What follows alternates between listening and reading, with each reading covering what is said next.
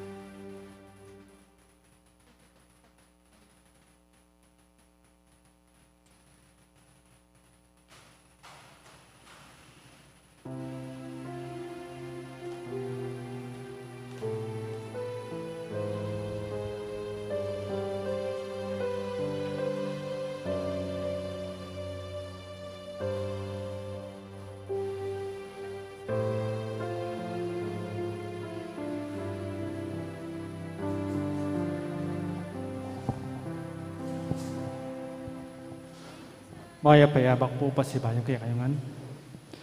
Kambeda po din kaya katapong pa sariling kapag nasan kaniting misa. Daraon tala ng po ding makatuking intentions. Kapasalamatan na po di Romeo Maniago, Alberto and Catherine Soliman, Nida Manalad, Janet Borja, Wilma Masaganda, Joyce Masaganda, Emmy Gutierrez, Lina Castro, Regina Castro, Mr. and Mrs. Tarkin Basa, Marvin and Laline Santos, JP Lagman, Mayor Teddy and Mrs. February Tumang and family, Chris and Rona Gomez and family, Jose Pepe Hison, Gertrudes Mendoza, Joe and Rose Tolentino and family. Special intention, Kapayapan Pilataning Russia at Ukraine, Dietz and Lita David and family, Maria Lourdes Tapnyo, Elizabeth Sun and family. Guidance of the Holy Spirit, Ophelia Quezon. Para king malalagwang kapaldanan dari Remy G. Mateo, Angel Pajardo, Crismel de Alca, Josephine Lorenzo, Angelina Lising. Para king alananggang kapainawan ning kaladwa dari Domingo Senior, Jose, Leoncia, Elizabeth, Erlinda, Domingo Junior, Alan, Asuncion, Marino, Enrique, Benito, Abraham, at ding maldang kaladwaking purgatorio.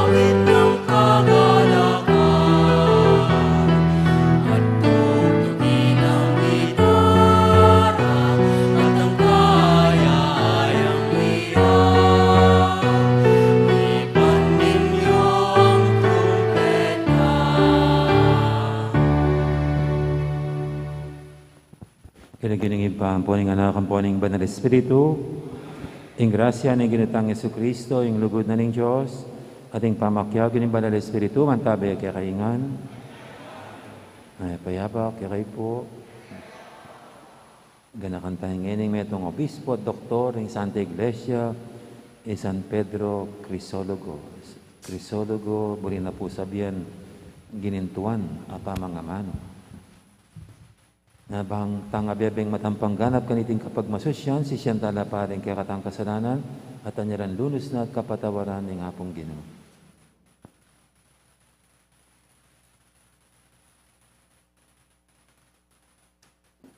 Ginoo, ikay mitakda, kinggeli nga ng mga manong San Pedro Crisologo. Ginoo, pakalulo. Ginoo, ikay piyalimbawanan ng San Pedro Crisologo, king katapatan na king obrang pastoral. Kristo, pakalulo. Ginoo, ikay sinaw kang San Pedro Crisologo, banyapse karingamanong mitmong katuliran. Ginoo, pakalulo. Ing Diyos, sa may paintutu, pakaluluwa na katamo. At king pangapatawad na rin kasalanan tamo, dala na katangan sana, king biye alanghangga. Manalangin tamo.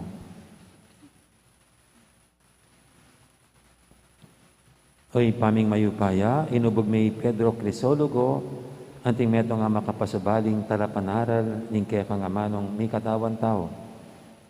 Ding panalangin ng San Pedro Crisologo, sa upandakesa ng lugod, king miseryo ning kaya kaming kaligtasan, at gawandang malino, ing kabaldugan ning kaya kaming lugod, para karingaliwa.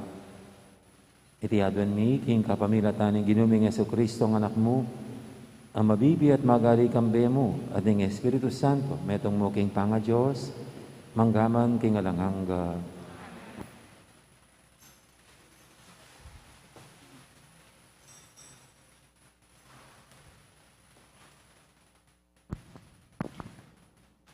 Pamamasang ibad, king libro ning propeta Jeremias. Ngara ring pari at ding propeta karing pamuntok at karing tao. Ing lalaking itim, mga intulid yang sentensyang kamatayan. Uling mig salita yang laban king kaya katamong syudad. Ikayo mismo, dimdamyeng migsalita. Kanita sinabi ko, tinubod na ako ning Ginoo, ban ipasyag ing sablang dimdamyo, laban keting templo at keting syudad. Kailangan ing magbayo kayong biyem at pamintuan ing ginungke kayong Diyos. Nung makanya ning daptan nyo, baywan na ing balak ng kasiran, as sinabi ng ipagpana kaya kayo. Ako naman, at tsukulalam ning kaya kayong upaya. Daptan nyo kanako, itang isipan yung makatuliran at matulid. Dapat itiya ing pakatandanan nyo. Nung patenyo ko, ikayo at ding tao niting syudad, mi kasala kayong pakamate, king taong alang kasalanan. Uling ing mitubod ka na ako, ya ing Ginoo, ban ibiyeke kayo, iting babala. Kanita, ngara ring pamuntok at ding tao karing pari at propeta. Migsalita yake katamo ing lalaking iti, king lagyo ning ginungke katamong Diyos. Eya sukat paten. Dapat ako, miras karing gamat daring tao, at eko mate. Uling sinopan na kong akiham, Ahikam, anak ng lalaking Safan. Amano ning Ginoo. King maragul alug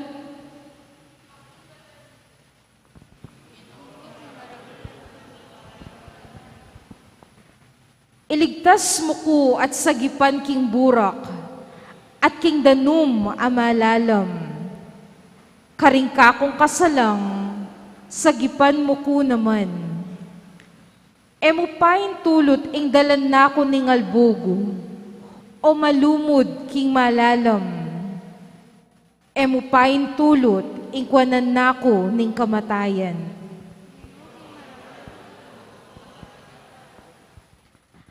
Dapat tutulang maplas ding sugat ko at misasakitan. O Diyos ko, saupan mo ko at pakayapan. Ing lagyo ning Diyos, king dalit ka kuyang puryan. Parangalan ke at pasalamatan.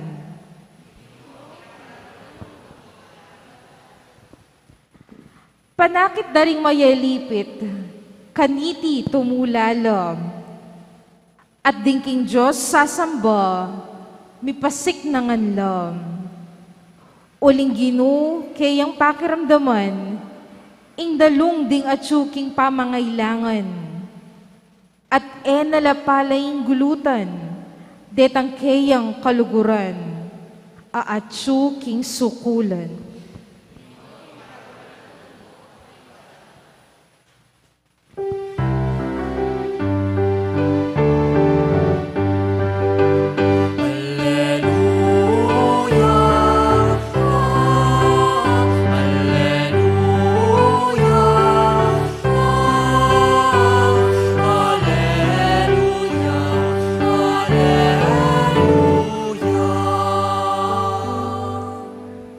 Papanatilyan mo kong mamintuking kekang kaburyan. Kako iturumong kekang kautusan, o Ginoo.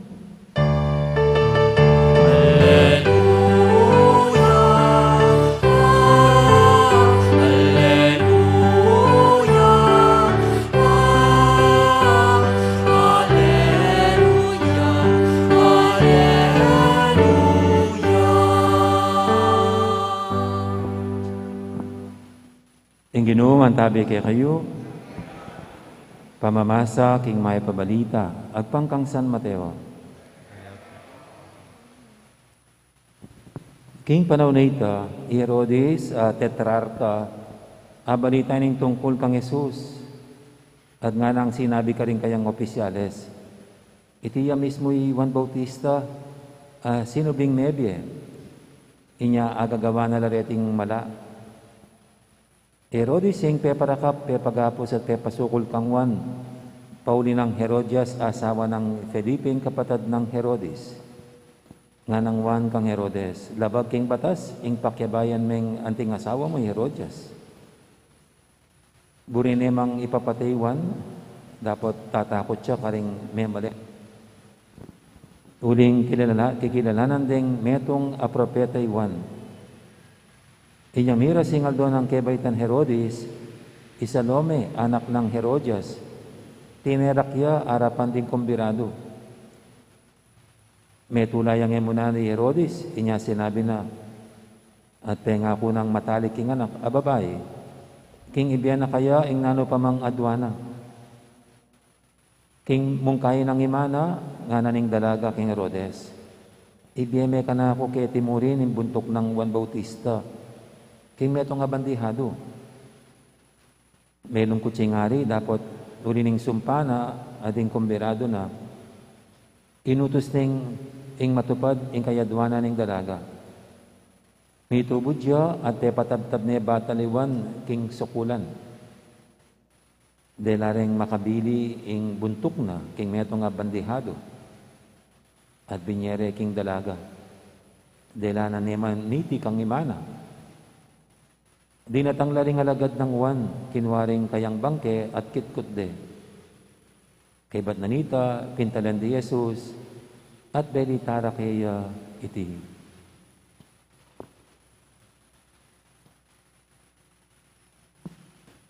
Ing mayap ng balita ni kakatamong kaligtasan.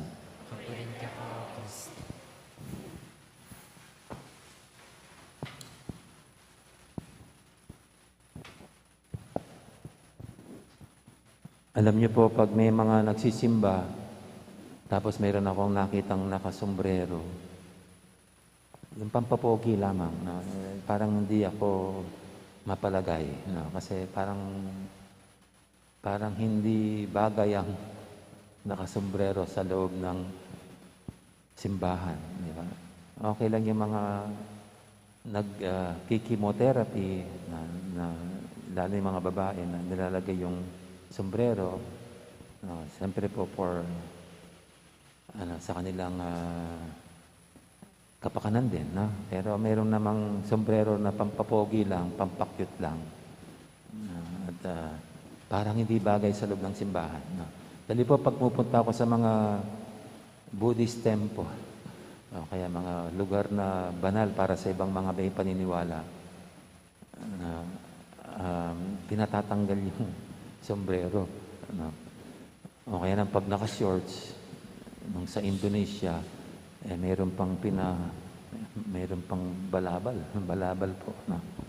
Sabi ko dito, mas matindi ang kanilang paggalang sa mga lugar na banal. Pero sa ating Katoliko, parang yun ang nawawala, no? Yun ang nawawala, yung paggalang sa mga lugar na banal. Dali po, kung minsan, mga kasal, habang may kasalan yung iba parang nanonood ng sine, may hawak-hawak na soft drinks at saka kumakain. Parang hindi magandang tignan. Kaya yung iba nagkukwentuhan, o kaya nagtitext lamang habang nakaupo dyan, habang ginaganap ang kasalan, at nakadikwatro pa, ganyan. Pero alam niyo naman po, mahirap din pagsabihan yung mga tao. Yung mga nakasombrero, medyo kumukuha ka pa ng tiyempo para sabihin mo, pakitanggal naman po yung sombrero. O kaya yung mga nagkukwento, kung gusto niyo pong pagkwentuhan, pwede po sa labas. O kaya, kung pwede po, walang kumakain sa simbahan. Kailangan kukuha ng tiyempo. Bakit? Kasi pag sinabihan mo sila, magagalit pa sila. At baka, kung naka-video, baka ipopost pa yan. At sa bandang huli, yung pare ang kontrabida. Sa bandang huli, ang pare ang mali sa pagpuna sa mga taong ito. Yan nangyari na pong ganyan. Mga photographers na pinuna ng pare, sa bandang huli, si Father ang mali. Mahirap ang magsalita kung ito'y pangpupuna. Mahirap magsalita kung ito'y pangpapaalala sa mga tao sa mali nilang ginagawa. Lalo na siguro kung baluktot ang kanilang ginagawa. Yun po yung kalagayan ni na Propeta Jeremias at Propeta Juan Bautista. Actually po, yan ang kinamatay ni Juan Bautista, ang pakikialam niya sa personal na buhay ni Herodes. Personal na buhay naman bakit naman pinakialaman pa ni Juan Bautista, no? Yung pinakikisamahan ni Herodes ay asawa ng kanyang kapatid na si Felipe, ang pangalan ay Herodias, no? Bakit pa naman kasing pinunapan niya, no? Sinasabi lagi ni Juan Bautista kay Herodes na hindi dapat pakisamahan niya yung asawa ng kanyang kapatid, no? Bakit hindi na lang yung mga siguro national issue?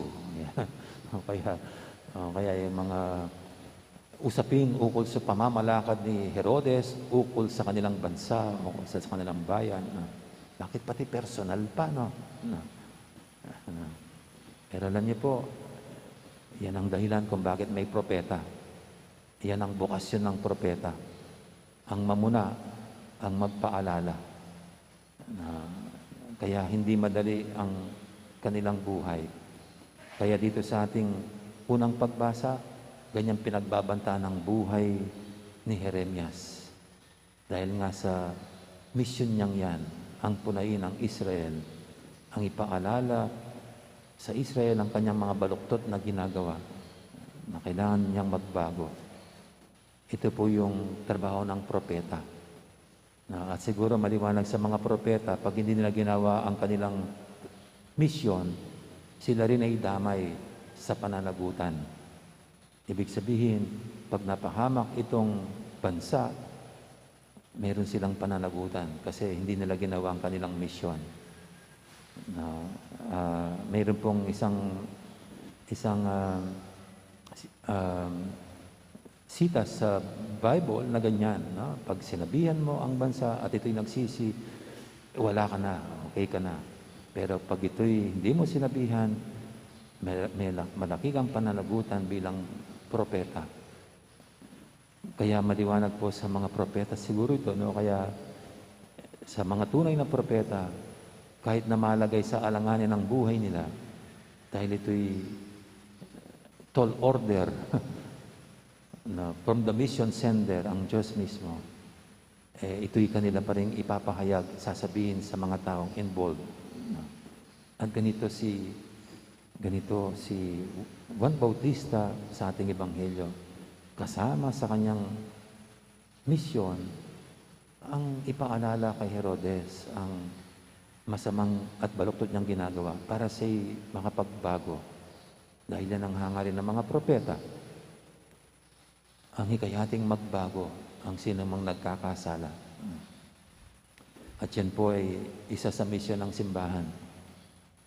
Misyon ng ating simbahan bilang Katoliko, ang ipaalala sa ating mga kapatid kung sila'y nagkakasala, may baluktot na ginagawa, kahit sino pa man yan, kaya miyembro sila ng simbahan o kaya mga nanunungkulan sa gobyerno, mga political leaders, misyon ng simbahan, ang magsalita, ika nga, ukol sa katotohanan. Kahit na ang simbahan ay malagay din sa alanganin. At kami pong mga pare, yan ang isa sa mga gawain namin, isang mission namin. Sabi po ng isang obispo, pag kami mga pare, ang simbahan ay tumigil na sa kakapuna. Matakot na kayo. Kasi ibig sabihin, wala nang guts ang simbahan magsalita ukol sa katotohanan. Kasi mas maganda mayroon pa rin matatapang na magsalita kung mayroong baluktot na nangyayari sa kapaligiran. Kung hindi, kung wala nang kontra at sasalungat sa mga ganyan, patuloy na lang na mananaig ang kasamaan. At ang simbahan, tayong mga taong simbahan, kaming mga pare, dapat malinaw yon sa ating misyon bilang alagad ng simbahan, bilang may prophetic role. Amen. Ngayon po yung ating idulog sa painteng ating kahilingan, tayong lahat na pinapahalanan ng Panginoon sa ating misyon bilang kanyang mga propeta, bilang kanyang mga dila para magsalita ng katotohanan at magpaalala sa tao pag sila ay nakakalimot sa kabutihan at katuwiran. Sabihin natin sa bawat panalangin, Ginoo, idala mo kami king sigasig ng Juan Amaminyag. Bakit mo kami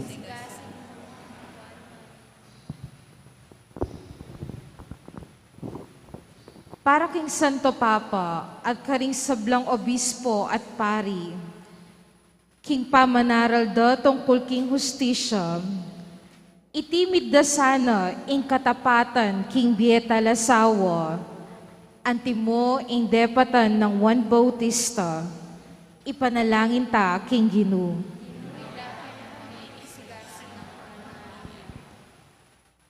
Para ka rin hanggang pamuntok ng gobyerno, elasana mangari kang Herodes, amig salitang tutong mga ragul aamano, at kay bat marine manuman king sarili, ipanalangin ta king Ginoo.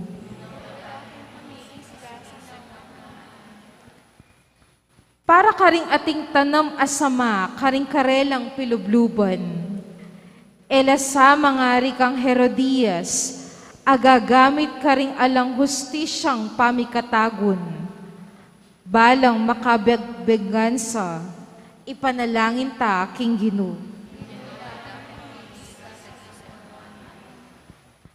Para kay katangan, eta sana padala king kay katang ketasan, nune bagkus, pusanan tayo ingke katang krus, at tu kita kang Jesus, ipanalangin ta king Ginoo. Ngeni adwan tamo'y sarili tang kapagnasan.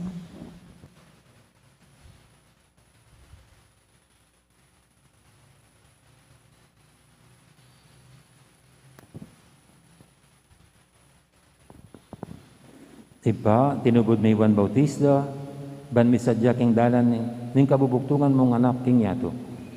Ipagkalod mo naman sana kaya kami, ing sipagan at tiyatagan misadya para king kadwa ng panyatang. Itingan adwan mi king kapamilatan ng Kristong ginumi.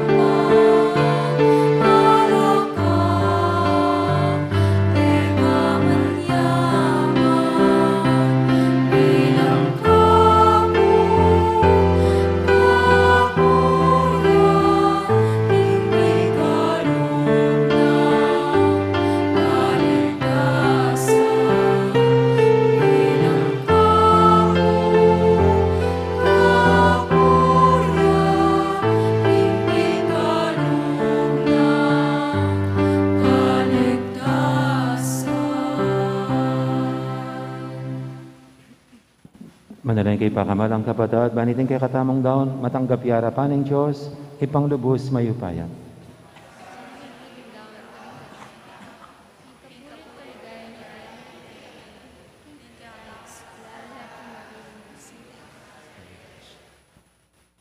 Oy, pamimig na lang, pupurianda ka, paulining kaya kang ligaya.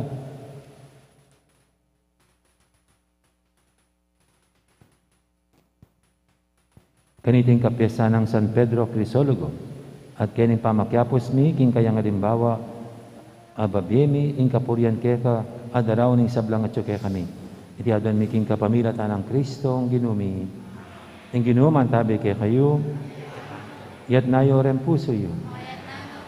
Pasalamatan tayong Ginoo a Diyos tamo. Tunepin karapat dapat at matulid, ing pasalamatan dakang paratit numang kaninoy pa, Diyos king alangang gadubos mayupaya, kapamilatan ng Heso Kristong ginumi.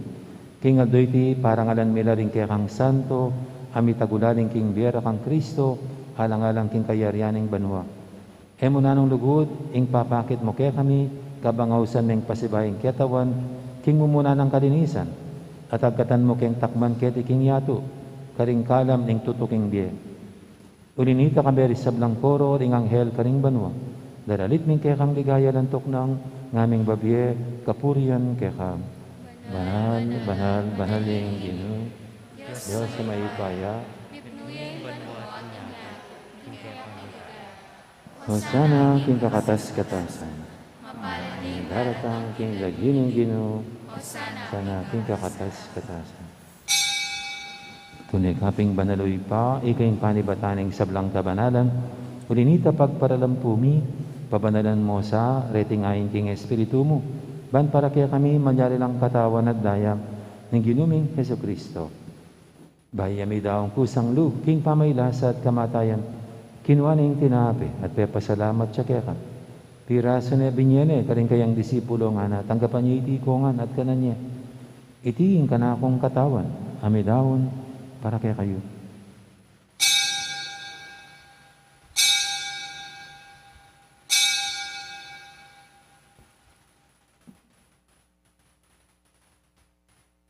Makanya mo naman kay baning apunan, kinuaning kalis, pasibayang pepasalamat kaya ka.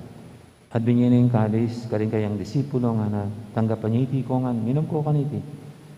Itiing kalis, ing kana akong daya, ing daya ning bayi talanganggang tipan. Ami bubu para kaya kahit para karing sablang tao, banketa may patawaran na rin kasalanan. Dapat niyo iti bilang kapigaganakan kanako.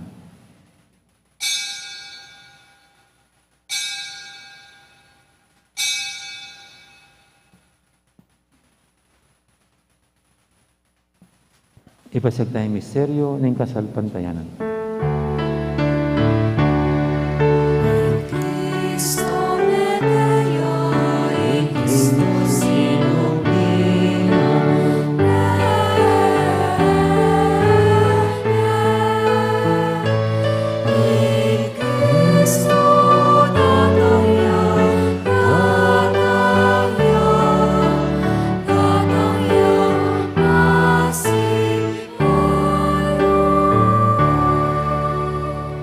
Inyangin igaganakan mi o ipa, ning kamatayan, at pamanyo binang may biyan ning anak mo, daraw mi kaya kaiting tinapi, ning biyating kalis, ning kaligtasan. Laining pasalamatan kaya ka, ing pepalyarian mo kaming matampang talakadarapan mo ban sumuyo kaya ka. Kapag mo baming pagamuha mo, king ikaming ansanang misulusulo, king katawanan tayong Kristo, tipuna na kaming anting metong ning banal Espiritu. Ganakan me o ipa, ing Santa Iglesia mong makalaganap kimetoyato, ban mi ganapya king lugod, kambe ng Francisco kay kaming Papa, at Florentino kay kaming Obispo, ading sablang pari. Ganakan mo na naman di kapatid ding pepainawan at maninaing sabing miye, lalo na di Marino, Elisa, Gregorio, Josefina, Lizel at Asuncion. Ading alapang mayang na biye, tanggapan mo sana kay maligay mong harapan, pakaluluan mo kengan. Gawan mo kengang karapat dapat magkamit king biya ng hanggang. Ban kaya benang Maria, ang Birhening Duning Diyos, kambe ng San Jose, ang kayang esposo, kaya bering apostol at ding sablang santo, at inupad, kimalmong kaburian, king kaya kabaning panahon, purian dakat paligayan, kapamilatan ng Yesu Kristong kekang anak. King kapamilatan ng Kristo, kambe na at kaya, ipang mayupayang tutu, kagumning banal Espiritu, pupurian dakat parangalan, manggaman, king alangangga.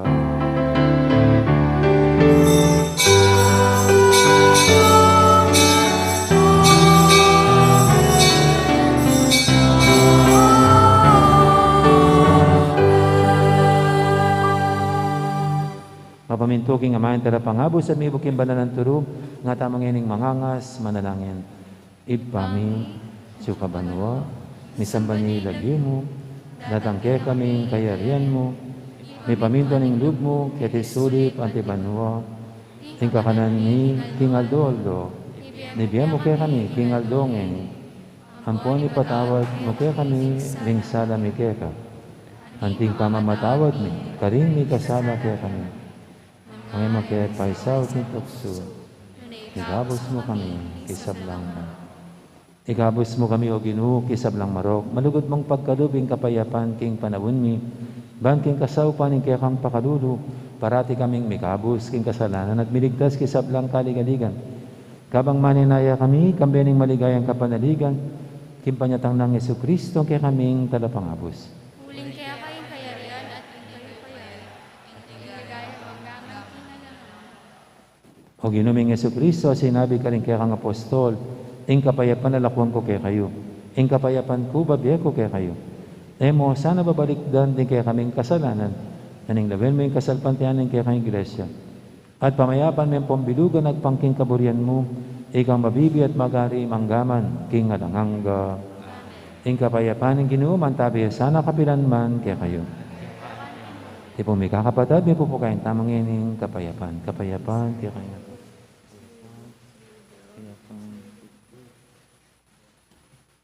Kordero ng Diyos, kami nalako, king kasalanan niya ito. Pakaluluwan mo kami. Kordero ng Diyos, sa medalaro ng kasalanan niya. Pakaluluwan mo kami. Kordero ng Diyos, kami nalako, king kasalanan niya.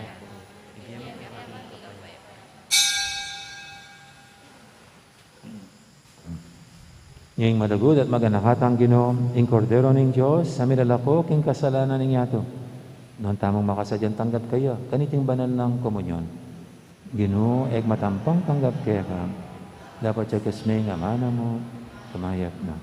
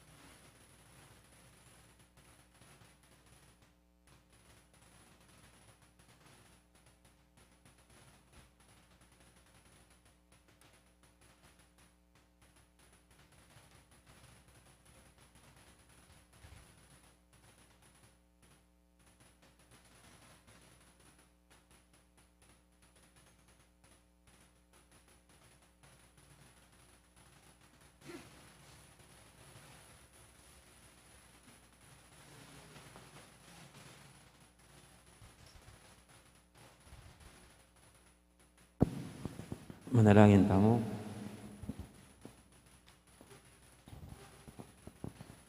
Oy paming malugod, Kristo, ing mabiya tinape.